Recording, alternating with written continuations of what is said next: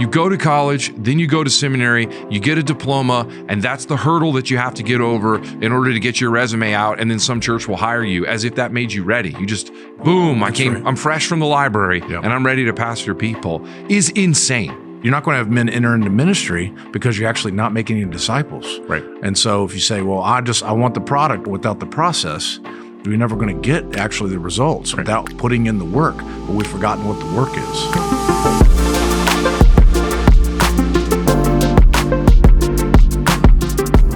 Welcome to the Grimké podcast. Good to have all of you here. On my right, Douglas Aaron Logan Jr. Full suit President. today, Press. Full suit today. Full suit. I'm liking that. Pocket square. Amazing. Got the little flower, lapel pin, matching. Looking nice, sir. Looking nice, Wow. sir. Flower and the pin. We I need to know. move on before he keeps posing. I too. know. Brian Laughlin in front of me. Doug Ponder to my left. I'm here. I know. Yes. We're continuing the conversation about all things church, gospel, and today raising up men in the ministry. Most specifically, how does somebody get into ministry? How to get in to How to ministry. get in. All of us did at one point. We certainly know men who are getting in and men that might want to be in, and certainly know pastors who would want more men to get in, which kind of brings up the need, at least, for where we are. Well, you have to obey No Shave November if you're going to be a pastor. Absolutely. I'm reformed for 1 month of the year. That's amazing. That's amazing. Well, we'll start there. You got to start in the right place to get into ministry. So.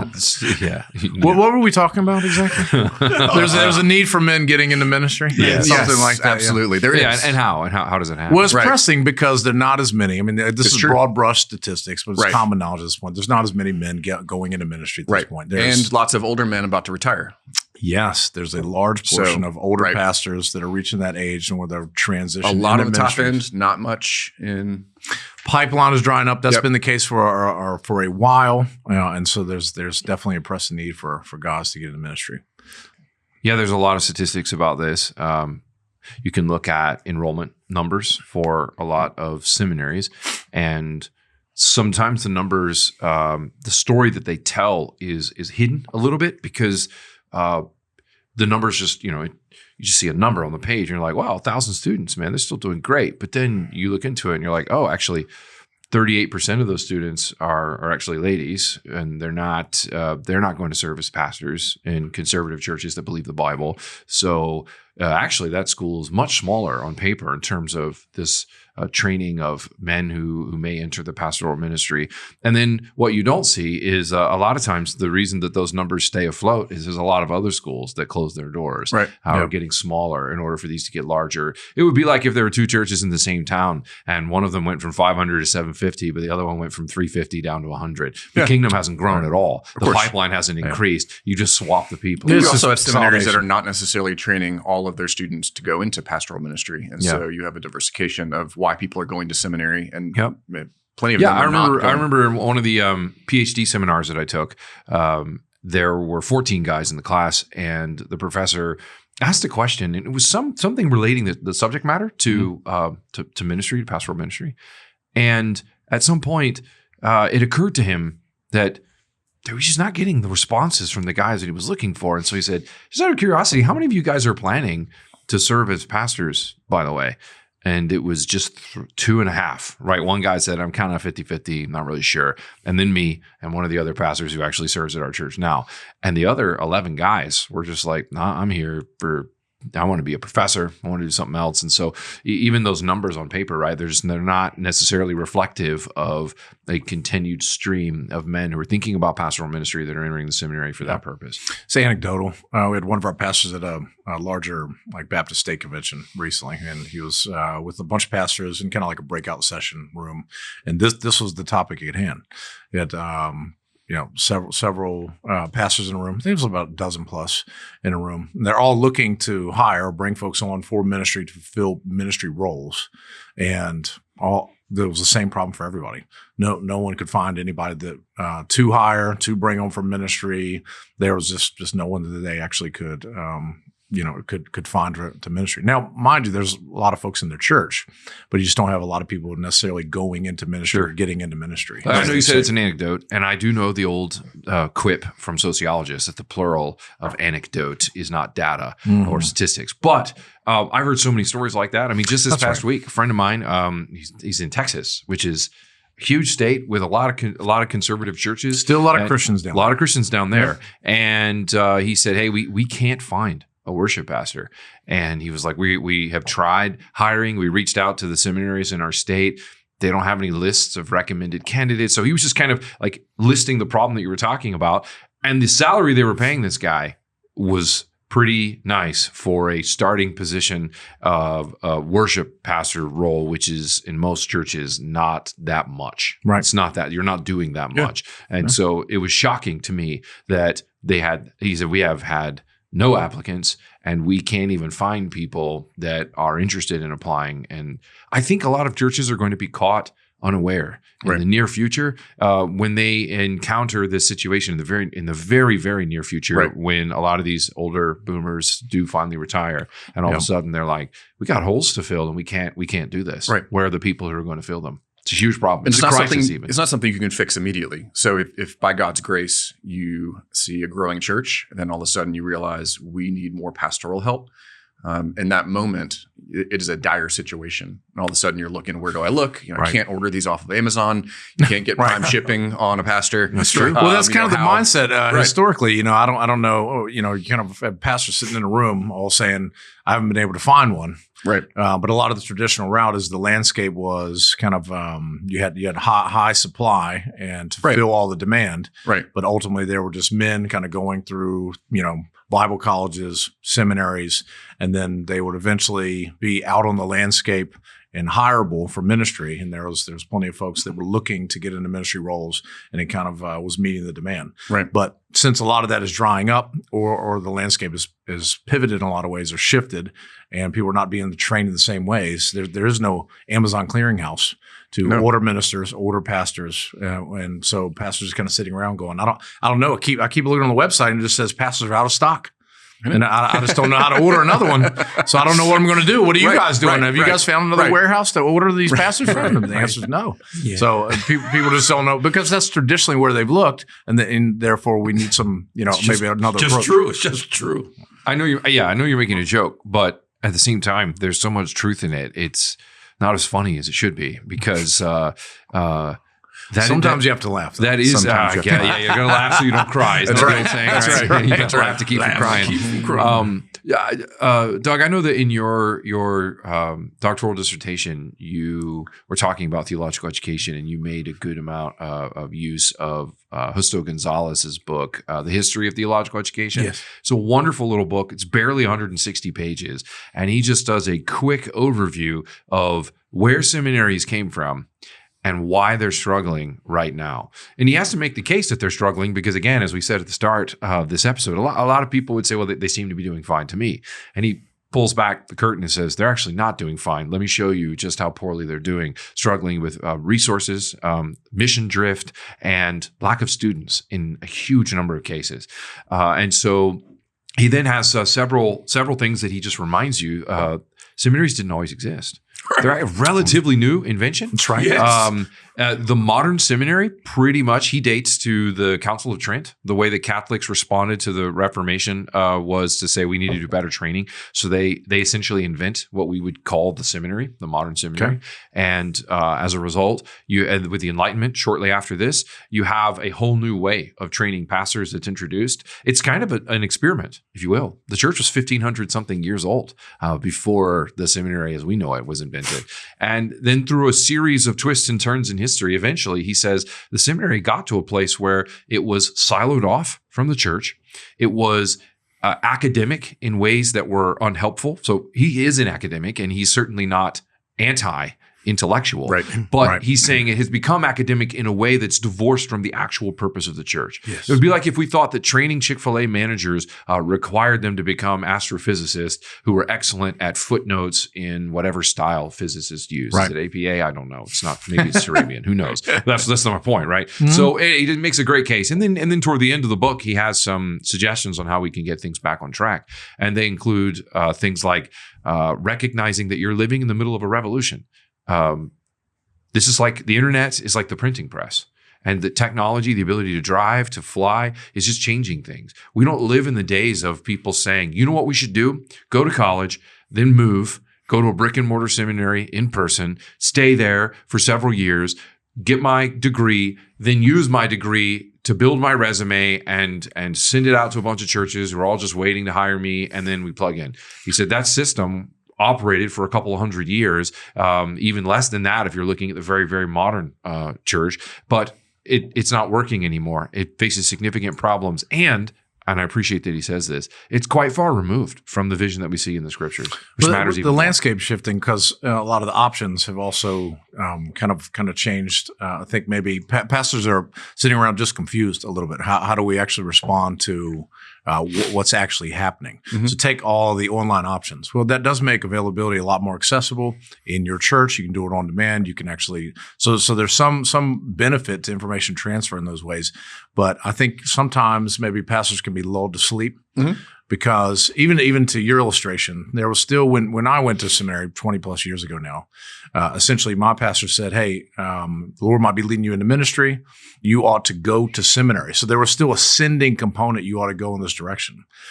So pastors actually don't take some responsibility of saying, I need to initiate men towards ministry, then they're constantly sitting around saying, I don't know why the seminaries don't have guys for me to actually train. I'm saying, well, why did there had to be intentionality to get them there in the first place years ago? There has to be some intentionality now to get them where they need to go if you're actually going to meet the needs. Absolutely. So there's a breakdown in the pipeline because of changing optionality in the landscape, and I think it's unrealized of what's actually happening. And it's not only churches who can't find pastoral candidates. We all have had these conversations with a young guy who has had some exposure to ministry and theology, who starts to ask the question, maybe I'm called to pastoral ministry, and he has no idea what to do with that. Yeah. So, he does what he does for every other thing he doesn't know. He goes and searches Google. That's right. And okay, well, what does it mean to that's a very new thing, especially to have younger men who are interested in ministry to not know what the next step would be. Right. And there's no clear path at churches where they can inquire, sit down, and talk with somebody. To what Dr. Laughlin was talking about earlier, like he had a pastor who at least gave some instruction and some encouragement. And I just think that pathway not being there is they're going to Google, but they're staying on Google. And to our point about there's no pastors in Amazon, there's a bunch of books on Amazon where you can make yourself a self-expert through reading. And now you say a bunch of cool words, and now you're a self-expert, if you will. Sure. And you're out. Well, and this might be too far in the weeds, but you still have, in terms of analysis, it seems like a exponential fragmentation of the Christian life, how Christians live and move and have their being, how they think about what it means to serve the Lord, the local church, how we grow as Christians. So you still had a landscape of strong self-appointment. And at least you had a couple routes. Go this route to Bible college, go this route to seminary. We got a Bible Institute in our church or through our local association or network. We do some training, and that's it. Now it was still not as much initiated through leadership. And then now we have information overload through the internet, Google. And so everybody's just saying, how do I become a minister? Everybody's looking in 1,000 different places. And pastors run around saying, I don't know what to do. So a lot of the sitting around saying, how do I get men into ministry or how do I get into ministry are these are downstream consequences of a lot of changes upstream. And we're still kind of sitting downstream saying, I don't know why it's not working anymore. And we've kind of forgotten what's actually required at a basic level to actually help people follow Christ, serve him, much less get into ministry. Yeah, because Go ahead. that calling piece doesn't go away. it doesn't mean I get the right route. You know, I was hungry recently and I had a taste. Just recently, huh? Yeah, well, I had hungry in the sense that I had a taste for right now. Okay, well, see, that's a phrase I don't let my children use. They will say at dinner, I was like, you know, can I have dessert now? And I'm like, yeah, half your food's still on the plate. I didn't like fill his plate up, you know, as a little kid. And he says, I'm not hungry for green beans. And I was like, that's not how hunger works. That ain't how that works. But you were hungry recently. Amen. And I was not his son. That's right. I can be hungry for him. And so therefore, yeah. So, but I set out to go to U-Crops. Yeah. And my phone dies and I don't have a charger. Yeah. So I was still hungry. You notice how nobody's shocked around this table about that. I mean, everybody knows how much battery you're not a fan of charging phones. That's 7% over there. And so I'm still hungry to get my U-Crops chicken. Right. And I have no direction. I didn't stop driving, trying to get there, going all around town. So it is with these young preachers. They get this sense of calling. Right. And they're going to keep trying to find a route, good, bad, or ugly. If you burn all the gas, and I was out there 25, 35 minutes trying to find my way. And then I wound up just stopping and getting a charger so I could find it. And then they were closed. And so nonetheless, amazing. No, I mean, there are young men with families who literally are asking the question, where can I move anywhere in the country where I can get trained for ministry? But what they're doing is they're going to websites, and and honestly, there's just whoever has the slickest website or what pastors have the biggest social media platform. And these young men with an earnest desire have all the wrong metrics for what does it mean for me to actually get trained. But they're willing. Like, I'm going to move my family. I'm going to find a job. Like, they're willing typically to count lands cost. in exponential confusion. Right, exactly. Because you know, it was different when you went to a bad bookstore and there was maybe 10% were good Orthodox books. Yep. And then the other 90 was kind of Christian living. That was sentimental and sappy. That's and, and I don't want to chase that too far. Left we'll do behind. Christian. Well, anyway, it was Christian living. Chicken soup for ministry training. But now you just get on the internet and it ends in like TikTok gross confusion of you're trying to follow the Lord and there's no place to buy a charger, nor is there any smartphone, and you're just driving endlessly and you ultimately get no chicken, you never get into ministry. And you stay hungry. Right. Yeah. So you just stay hungry. So there has to be correction to the overall way in which we think about how men get into ministry. Right. How do we actually help them get into ministry? What does the process actually look like? Yeah. There's a great need, but what are the ingredients that actually go into it? So building on that, I'm glad you finished where you did, because I was about to say, I think we're being too nice. We don't want to be mean, but what I mean is, but you might want to be mean. I don't want to be mean. I may be perceived as mean for what I'm about to say, but I'm not actually mean. We're going to hear about it in the comments, Doug. I want to. Yeah, well, I won't. I always heard, you never read your own press, because if it's really good, it goes to your head, and if it's really bad, but you actually did a good job, and the other person didn't like what you said because they don't love the Lord, you shouldn't sweat that. Yeah. So I heard the story one time about a minister who had said something that offended. Is this related to being mean, or is this fully I'm going to come back around? just a great story. He's doing the swerve. He's just chasing rabbits. A local newspaper was upset with him, so they ran a whole column on why he was the worst, and his church was just destroying the city, the small town where they ministered. And he came home from work, and his wife had seen it, and she was all distraught because she thought, "Oh my goodness, if my husband sees this, it's gonna wreck his day." But he actually had seen it and had cut it out and came home and pasted it on the fridge. And she said, "What are you doing?" And he's just laughing about it and said, "The truth is, I'm a lot worse than these guys think." And he's like, "They don't know the half of it, you know." And so I just love that kind of joyful confidence in the Lord. Anyway, back to not being mean, but possibly being perceived as such. I think we're just, to use an old phrase, we're in a bad way.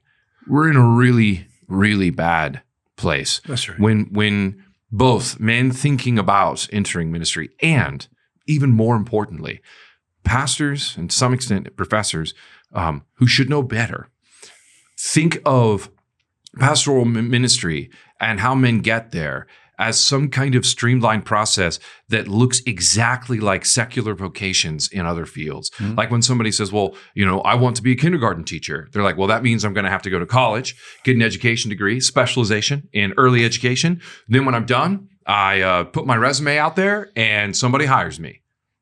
Get your job, right? Yeah. You do the same thing for being an engineer or anything else. And when we begin to think of pastoral ministry, in that way, we've taken something that's supposed to be spiritual work and we have so thoroughly de-spiritualized it and completely removed the church from the equation that it's a recipe for disaster, and you get exactly the results that we're seeing now. You just do. And you're going to keep getting that until you get back to the basics and realize, who told you that this is how any of that is supposed to work? And I'm not anti-education by any stretch. I have 4 Bible degrees. I am not anti-education. Sure. But the thought that how to become a pastor is you go to college, then you go to seminary, you get a diploma, and that's the hurdle that you have to get over in order to get your resume out, and then some church will hire you as if that made you ready. You just, boom, I'm fresh from the library and I'm ready to pastor people, is insane. It is horribly insane and destructive to anybody who follows that course with their heart and thinks that's exactly what will prepare them for life of ministry. It's destructive to churches who hire men like this and think, oh yeah, that guy's definitely ready because he's got a diploma. So he's ready, right? Yeah, a lot of this type of struggle is really a byproduct or and a what am I reaching for here? It's basically a symptom of the church being in a stagnant place, overall decline, and a professionalism and managerialism kicks in. So everybody's just cleaning the house, but it's stagnant. And there's no movement, there's no direction, there's no purpose, there's no clear identity, there's no mission. But the mission is to maintain the house. So churches are basically in maintenance mode, and then there's slow overall decline. And then everybody says, well, where are the new workers? Where are the new people that are going to help us continue to maintain things? And ultimately, it's a symptom of we've kind of forgotten the mission years ago. This is why we don't know how to make the most basic steps of helping men grow in Christ and enter into ministry. As it's great. Absolutely. That managerial idea is one of the things that Gonzalez talks about in his book, The History of Theological Education. His last chapter is called Bringing It Home, and he lays out some things that you've got to do if you're going to fix the massive crisis that is here and is going to be here in an even greater degree in the very near future. And one of them was you have to stop acting in any way that looks like you're simply managing decline. That's right. Right. That is horrible. He's like, God is alive. His word is powerful. He's still raising up men for ministry. And so why are we acting as if that's not true? And why do we shift into ways of thinking about what it looks like to train ministers for ministry in terms that look like we've just accepted the status quo and we're gonna shore up our bottom line, and we're gonna stay the course. That's not how any of this is supposed to work. And there's multiple places. I think Dr. Gonzalez talks about going to 2 different events in the beginning. One was, or maybe that was a different book for my dissertation, but he went to one and it was a seminary and he spoke and there was no celebration, there was no joy. There was just graduation and degrees. And then a couple days later, he had to go speak at this small denomination, sort of charismatic, Baptistic, Reformatic type of thing. And the place was packed. And they were getting their certificates and they had been trained for 3 years to pastor. The place was packed. Families were cheering and standing up and celebrating, but it wasn't a degree. But like he talked about, I can't remember if it was Who Still in the Beginning in it, like that first, second chapter, or another book I had, but it talked about the joy of seeing these men celebrating their opportunity to train and then go pastor and serve. And because many of the stories he talked about in that chapter was like the guys were telling that they've been pastoring. They didn't know what they were doing. And then they got trained. Now God has blessed them so they can really serve in a great way. And I think God's given us a bootleg blueprint in Paul. Going after people for ministry is, he identifies, he invites, he invests in, and then he gives them maximum impact. Then he sends them. And that's what he did with Timothy, identified him as a leader, invited him to come roll with him, invested in him on the road, and then sent him to plant. This is a basic Bible, but I think pastors that are struggling with these things saying, what do we do? We need to see ministers raised up. If they're in manager mode or maintenance mode, a lot of times they don't realize it. And what they've actually left behind is the mission and understand that Christianity is a movement. Mm-hmm. And so once you move beyond mission and movement, you get into maintenance and management, and therefore self-referential. You actually don't know what stage you're in or what actually is happening. So basic things, you just kind of gloss basic things in the Bible, which is the extension. Men go into ministry because disciples are being made. That's right. If you want to put it in a simple fashion. That's true. And if the churches are not making disciples, well, you can forget about the downstream consequence of that, which is going to be men entering into ministry. Right. So you're not going to have men enter into ministry because you're actually not making any disciples. Right. And so if you say, well, I want the product without the process, you're never going to get actually the results without putting in the work. But we've forgotten what the work is. Because you're going to get a lot of disciples, and they're going to do a lot of things. But some of those disciples are going to be called to pastoral ministry.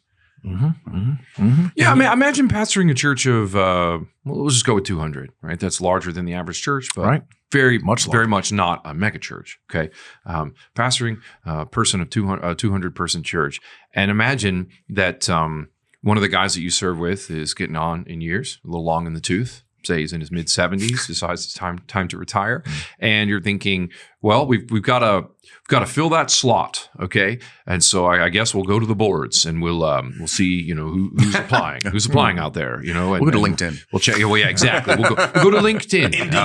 Right? Monster.com, ministermonster.com. We had to your point a little bit, just to add to that, is we had a church that approached us about essentially taking over their building and merging with them. One of their conditions. They were down to less than 20 people, it was like 15 people, and they had essentially double the committees than people in the church. And they said, "Will you help us fill our 25 committees? We only have 12 people." I'm thinking, I think we're misunderstanding. I think we might be misunderstanding what we're here for. We're not here for the committees. Right. The committees are in service of the mission. Okay, so but imagine that in a 200 person church, you would have zero. What are the odds that there would be zero qualified men who feel a stirring in their heart to serve as a shepherd of these people that they have been living with, serving alongside for years, in some cases decades?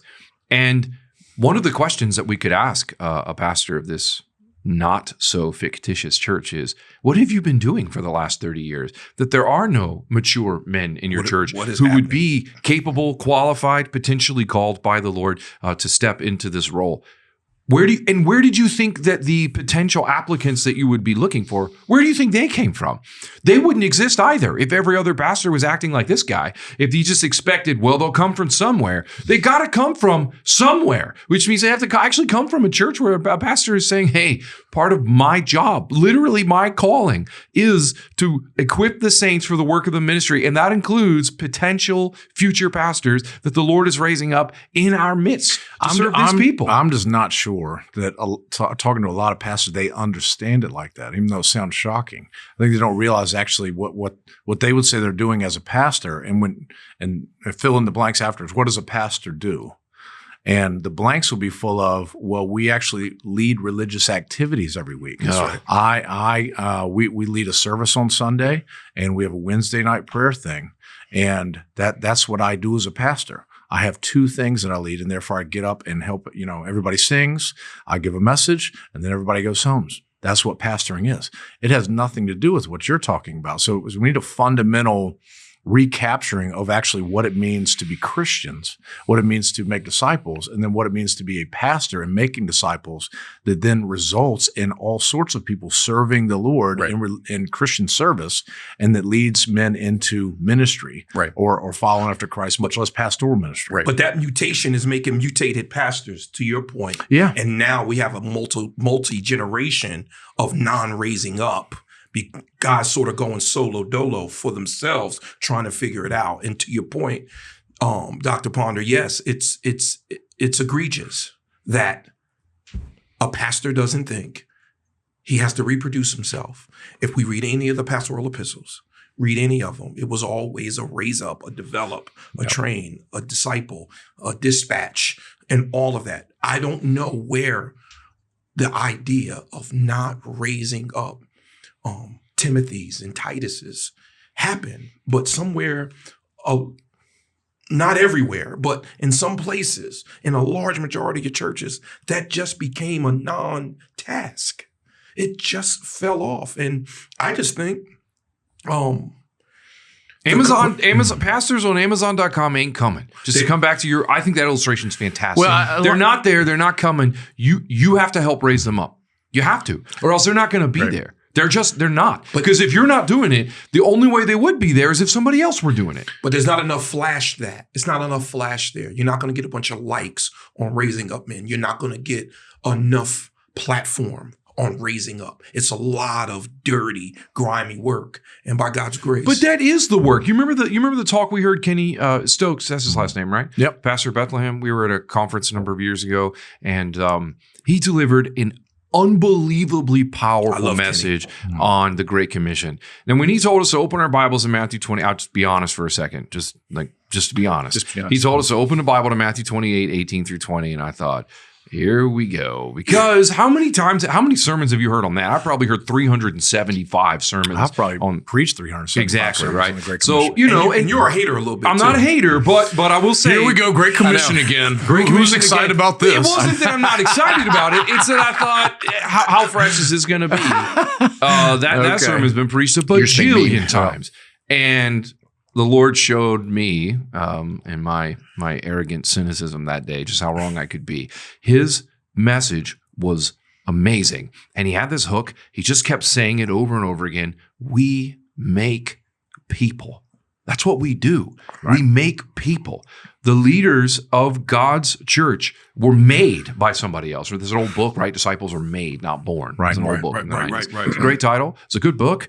People just didn't listen to it. That's what we make people. That's what we do. And so you don't manage religious activities. You make people. Yeah. So if the activities don't serve the making of people, the forming of disciples, including future pastors, it's all worthless. It is worthless. And so we make people has to get back in the bones of pastors across the landscape so that they recognize this is part of what the Lord raised me up to do, is to make the kind of people who, some of whom the Lord will call into pastoral ministry so that they can help make people. I think a lot of pastors, if they're listening to this, would be frustrated, to be honest, because this is like growing up. You guys know my dad's story. So I grew up on a job site, and one of my dad's favorite non-helpful phrases was, "Get it done, son." get it done.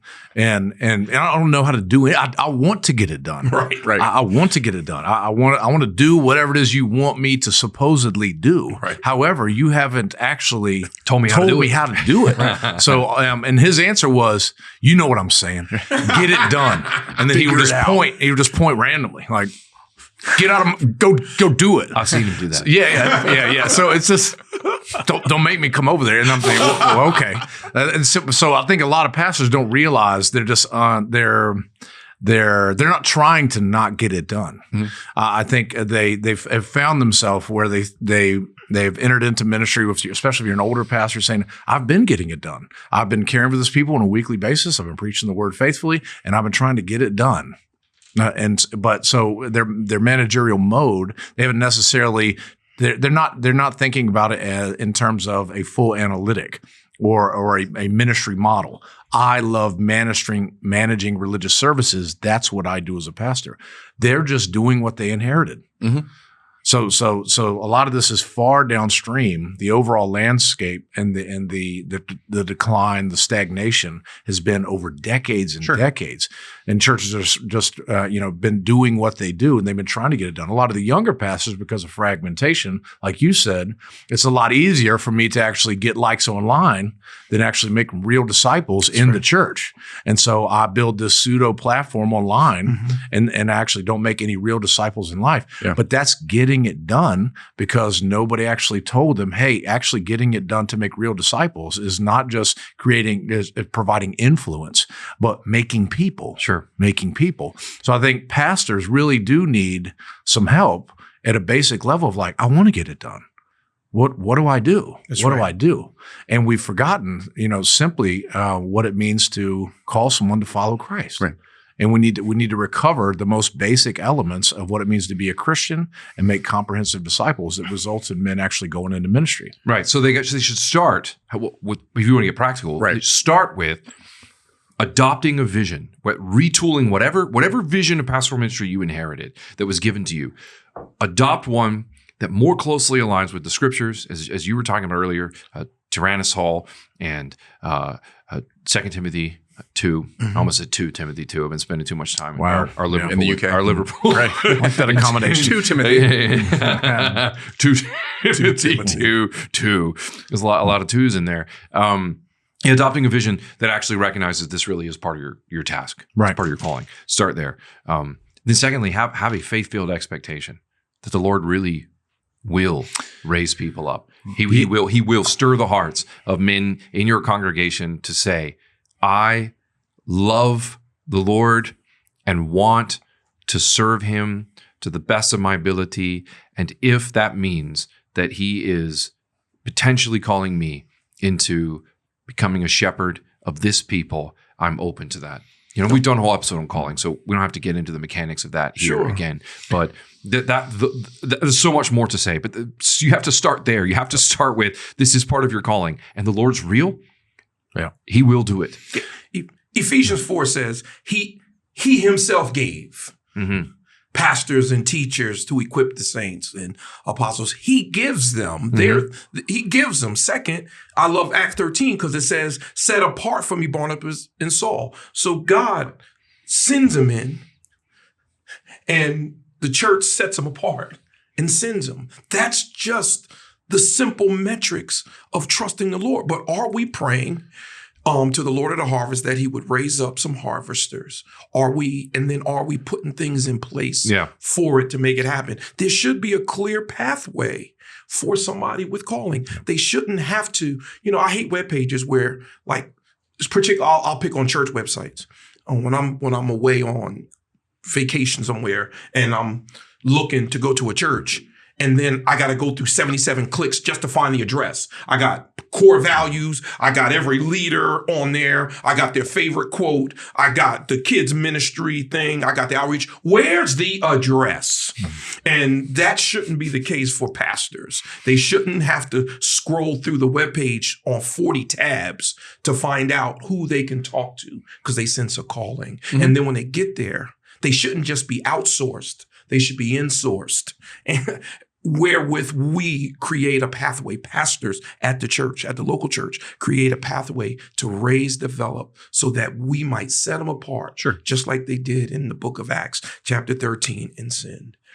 Yeah, I think that there's many things. One is pastors just need to be hopeful. This is to your point of reshaping expectations. Yeah. God is real. He has spoken, and he does save. And he does renew us and make all things new. And therefore, his kingdom is conquering the world. Yeah. So even having a hope-filled tone of not constantly thinking, I know it's difficult. We're living in tough times. Things are on a decline. Not many people are liking Christ. I heard about a church where some young people are coming. Isn't that wonderful? But I know it's not happening here. So let's just all kind of expect God not to show up. If you expect God not to show up, he won't show up. That's right. That's just the case. It's not because he doesn't want to, but you actually don't trust him to actually expect him to show up. And your whole rhetoric is not actually calling people to actually be disciples and that sort of thing. So you still have to have a hope-filled tone that God is saving people. I expect to look around to the ones he has called, and there's going to be plenty of folks that actually for disciples to be made. And you can just do things. Yeah. It just, I love that phrase. Right. You can just do things. For example, are there job boards for pastors? Of course there are. Are there, niche search firms that specialize in finding pastors? Yes, of course there are. I get emails from those jokers every month. Sure. I'm sure y'all of course those are out there. But they're out there. You can just today start training young men to be potential pastors. And you can just, you can do that. You don't have to wait for the search firm to send you 4 candidates that you're going to look through with your search committee. You could just find the young man who shows potential for ministry and give him something to do. And on the other side, a young man can just do things. That's right. He can go to his pastor and say, I think I might be called to ministry. would you disciple me? Could I start to do some things around the church? That's right. Because you can just do that. You don't have to wait for somebody to swoop in Look, and help you. As an illustration, shortly after the Lord saved Brian, the "you can just do things" mentality was deep in his bones, and he went to the Tom pastors. said, "Get it done." I'm gonna get it done. Start pointing around.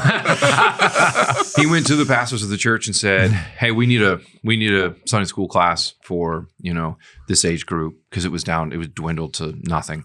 And he said, "I'm willing to serve or whatever. Maybe you served 8th grade first, I think it was. Yeah, a few years. 8th grade first, and then they promoted you right to college and career. And anyway, long story short, they gave him the role, typical Baptist church. So the roster, the roll of all the people who'd come through was 200 people, 400 actually, 412. I saw it the other day. Unbelievable, who come through this class at some point. They had some kind of loose connection to it, and so he called every single person on that list. Oh my! And revival's about to break out. I think 2 people showed up, or was it Just one actually? Just one. Your wife was the second one. Yeah, my wife. Your She wife had to come. and She had to come. one She out did. of 412. Did a Bible study, and then the next week that guy brought another friend with him. The guy he brought with him eventually gets saved. Brian baptizes him, and from that, right, eventually a church plant was born. But that was the "you can just do things." It was, hey, it wasn't I need to be recognized. It wasn't I need a title. It wasn't I need a platform. Right. It was literally a guy with a love for the Lord and a love for people, and he said, "Where is everybody?" Didn't even need a budget. I'm gonna get them. All he got was 412 phone numbers. And then I think it's a wonderful point, but it's still a forgotten point because you still have pastors saying, "I really need some help. I need some ministry leaders. I need another pastor." You're overthinking it. That comes much later. You're thinking, how do I make an astronaut or a astrophysicist?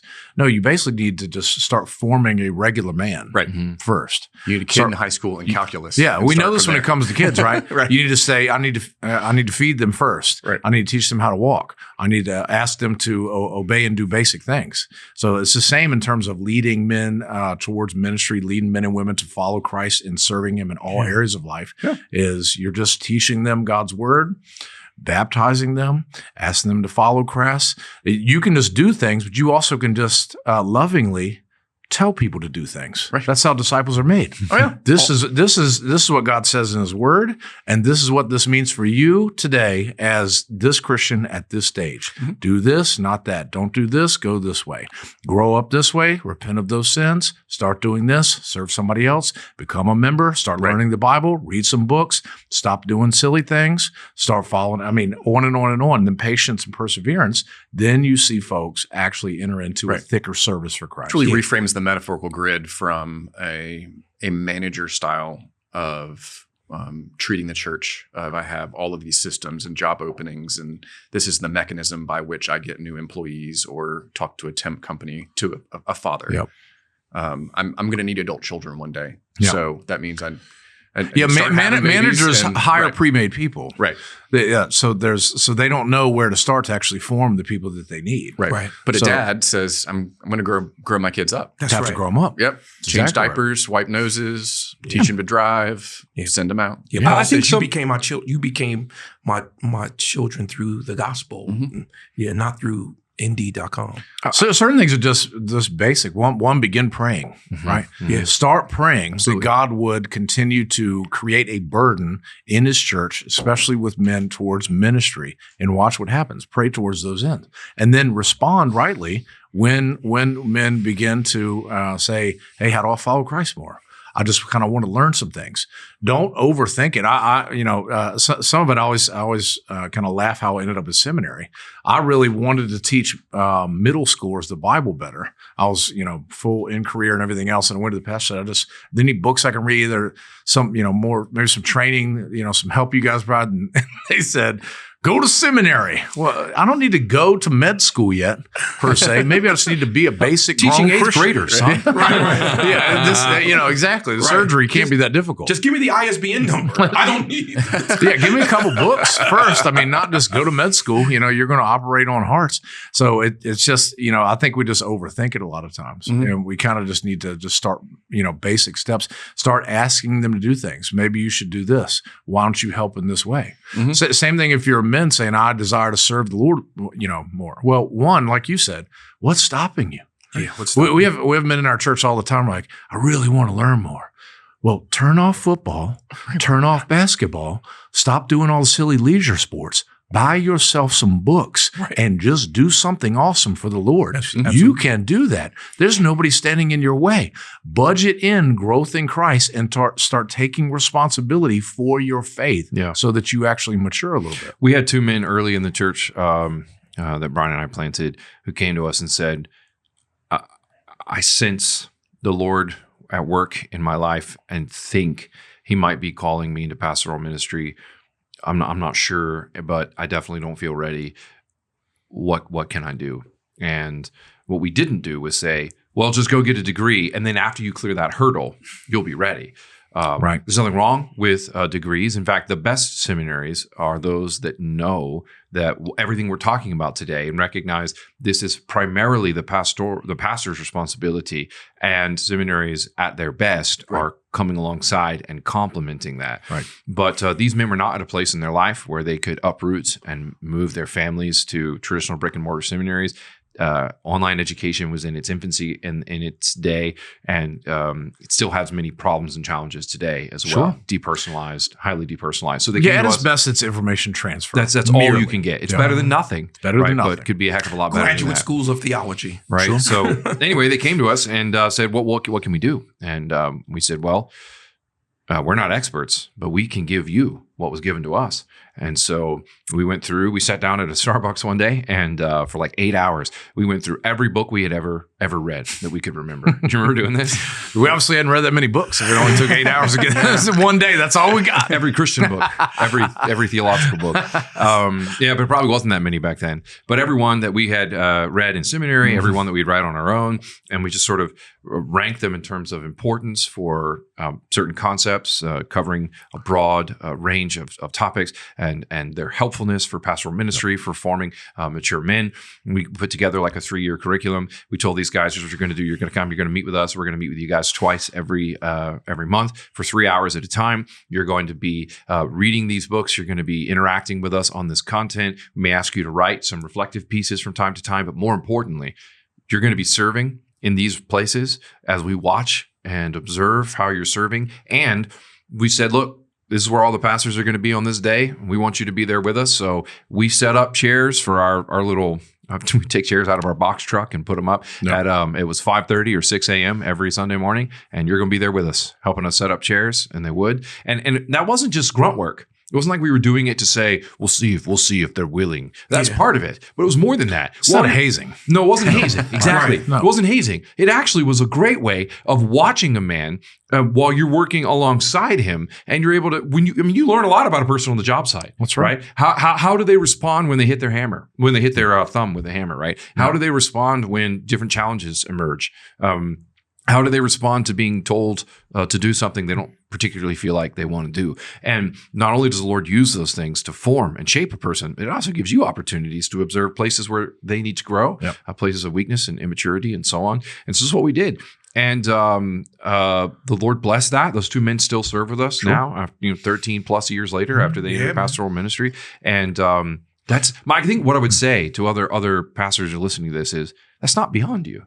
No. You can give somebody what you were given. You can train them to do what it is you're currently doing. You can see them as an apprentice and then invite them alongside to go with you on hospital visits, to sit with you in occasional counseling sessions where that would be appropriate, to watch what you do and then talk with them about it afterwards, and say, hey, did you notice I said such and such when they said this? Do you know why I said that? You're listening, you're giving feedback, you're training them.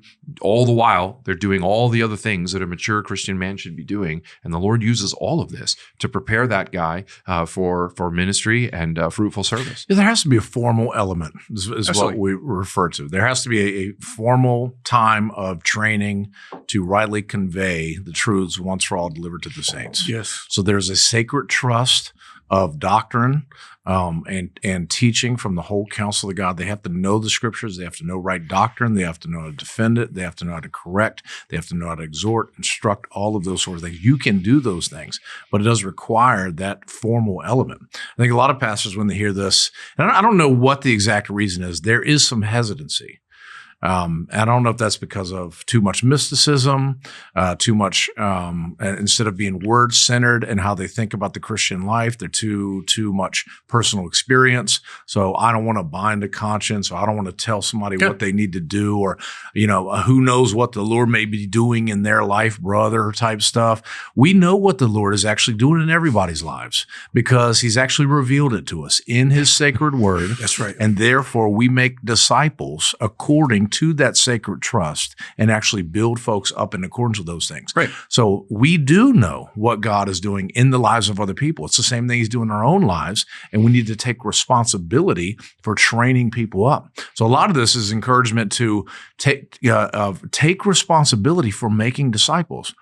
That is what actual pastors are held to account for, is whether or not you have actually made disciples in accordance with the word, and therefore you have to risk loving people well to build them up. And that also means not everybody's going to respond the way they're not going to like the fact that you correct them. They might not like your teaching. Some of them might actually not pan out. Yeah. Like overall percentages. I mean, you have to risk to see how God's leading you into certain people. Yeah, in that pastoral training program that we developed, about a third of the men would take themselves out of it. As they got into the program, maybe a year in, they realized, you know what? This has been wonderful. I've enjoyed this. It was an exploratory season in their life, but they said, I actually don't think the Lord is calling me into ministry. I just want to learn more, grow more, and serve more. But now that I have a bigger and better understanding of what it means to be a pastor, I don't think that's what he's calling me into. That's a win. And another third were guys that we had to help them see, brother, I don't think this is what the Lord is calling you to. Right. And then another third or so actually end up going through, finishing with us, serving for a number of years. And sometimes when an opportunity, the Lord opens an opportunity for them to step in, we ask them to do so, and they do so, and it's great. But I almost wonder if maybe we need to change the whole way we think about all this. In a healthy church, you should probably have more men who would be qualified to serve as elders than you actually have positions for them to fill. That's correct. Yes. Do you know what I'm saying? Absolutely correct. Man, it's almost backwards in a lot of churches. They're like, we've got slots to fill and not enough people to fill them. And I just want to say, why? Well, how did you get to that place where, what have you been doing for the last 20 years? That you don't have any men in your church who love the Lord, who know him deeply, who've been walking with him for a long time, who could help others do the same? What are we doing? Yeah, but the formal piece is important. And people might hear formal and think you only have to go to seminary. And formal is, it's been worked out. It's not necessarily an institution, but it can be. Right. And for most, they probably need that. That tends to be the type of norm. Yes. Same thing we developed at our church. And growing up in the Black Baptist Church, National Missionary Baptist Church, we had a bunch of Bible institutes. And those were just men who got together, got some classes ready. I just call it a beefed up new members class. Yeah. And they trained and they taught, and you got your certificate. We had graduations, but it was a deal. You read books, you came to class, you wrote papers, and you answered questions, you took exams. There was something that the formalized reality created a seriousness, an investment, a commitment, and the walk with through the journey was all baked and built in. It's a beautiful thing. And I just think it didn't take accreditation, and it didn't take, a graphic designer back then. It took a Sunday school room, the Bible, a few books, and they weren't much. It was Vines and Strongs and Young's Concordance and things like that. Only people whose name ended in an S. Yeah. And, so it was those in the Bible, and they trained and they taught. Some of those people became deacons and pastors. I went through a little one myself, and out of that, I'm a pastor today. So to your point, we should do something. And to your point, there's a formal reality. It shouldn't be this ecclesiological osmosis where they just magically, deliciously become an elder. or magically, deliciously figure out what calling is. Magically, Right. is that Lucky Charms? Magically delicious. Yes, yes. Yes. That's the idea. There it is, There yeah. will be no magically deliciously happen. You have to make them. That's right. And I think the common theme is that you are in a discipleship relationship with men who are pursuing pastoral ministry, who may and probably will pursue seminary at some point. Because you can also guard them from the dangers that occur when men are pursuing a pastoral calling, which sometimes happens when they're in a seminary, they're not in a discipleship relationship with an older pastor, and they can spin out in all kinds of directions. They can get overly academic. So if you're meeting with a guy and he comes in and says, "Well, I mean, I was reading the 7th footnote on the 15th question of Francis Turretin to Linctic Theology," and you say, "Whoa. That's probably not unimportant, Right. but it's also not important for where you are Definitely right now." Or if they spin out into all the organizational, pragmatic Here we go. stuff. Yeah. I'm going to have missional community groups that we're going to call fight clubs that are going to meet in coffee shops scattered across we this. go. Like, whoa. Like, you may need to think through all that, but right now, what does the Bible say, about a church, or even just a young man who's not maturing? That's right. Like, wait.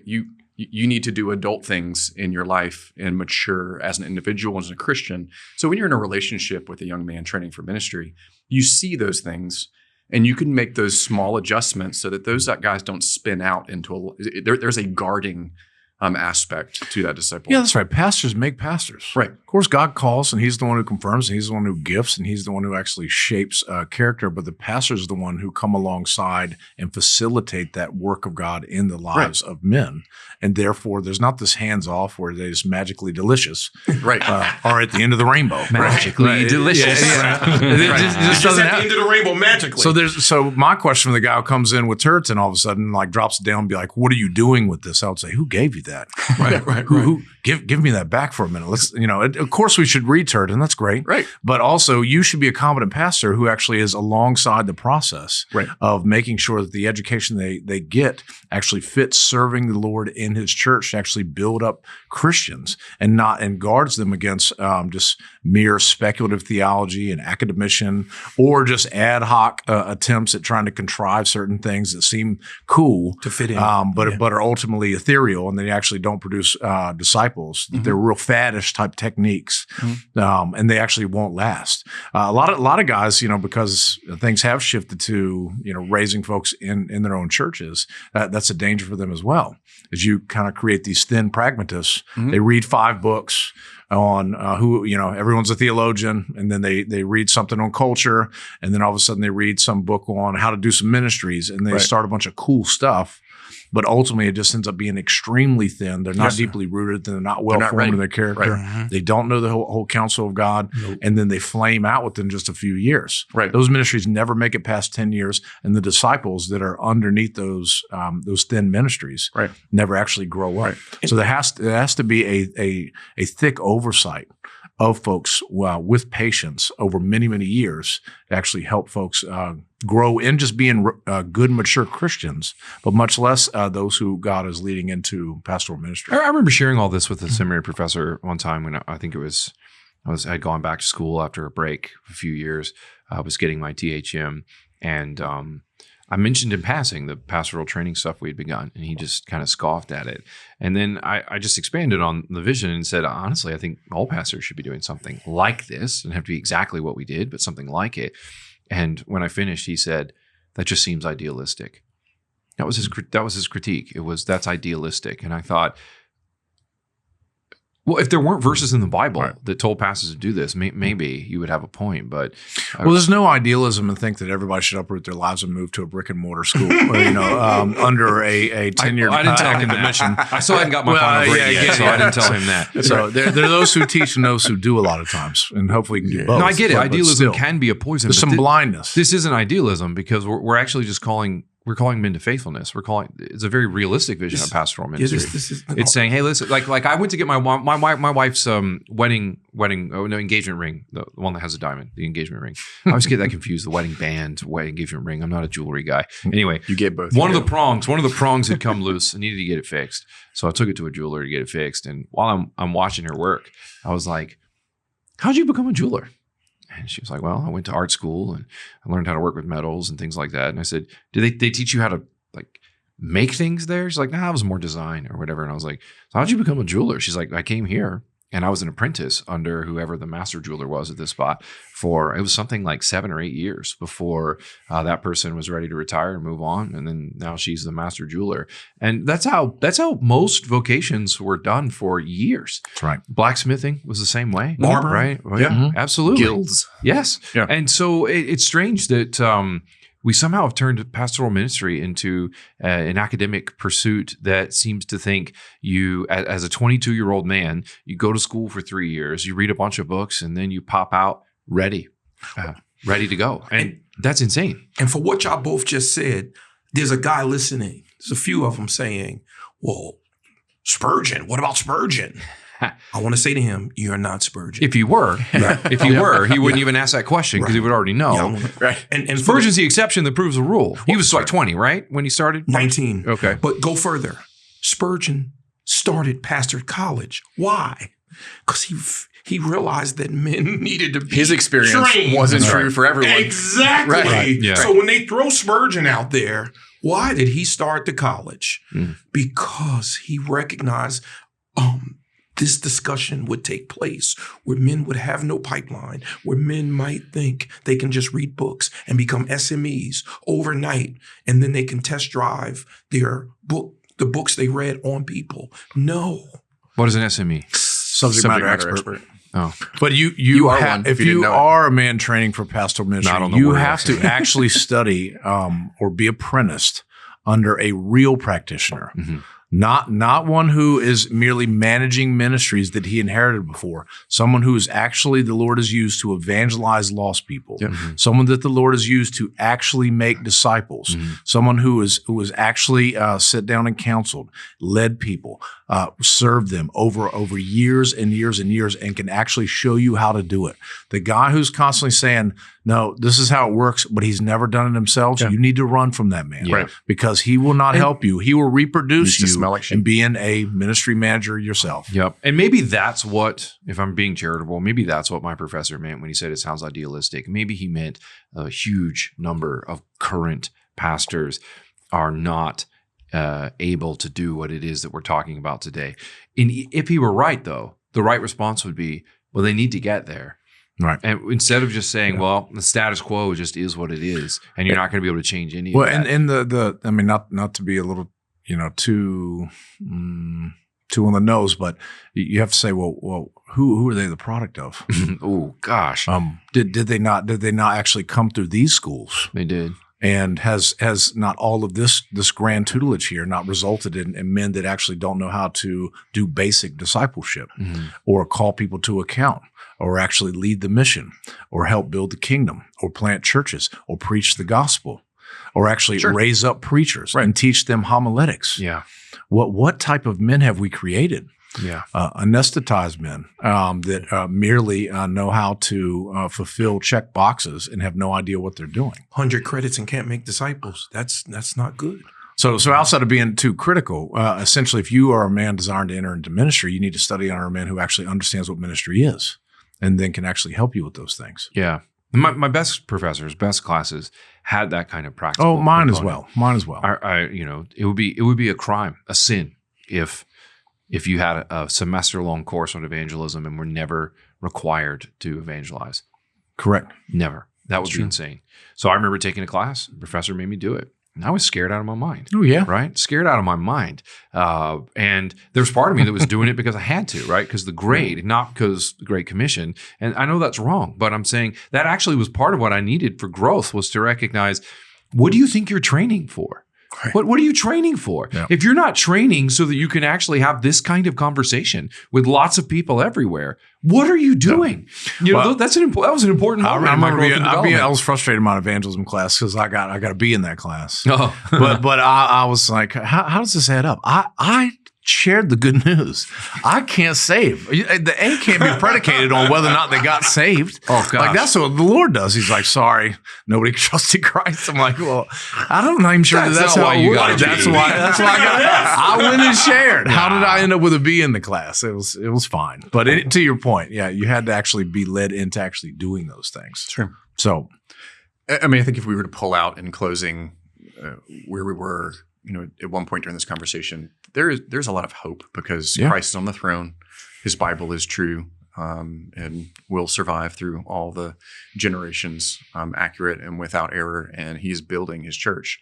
And so then there are a lot of pastors who are actually doing this. That's And right. there are a lot of That's young right. men That's right. who are submitting themselves to pastoral discipleship, to train up in pastoral ministry. And certainly the situation is dire, but we are very hopeful about Yeah. what God will do in existing pastors' lives and Yeah. future men raising up men for And ministry. then, there has to be sobriety about the task. So there can't be the kind of notion we're looking around. We need some help. Right. Where do we get it? Well, there is no quick fix. Right.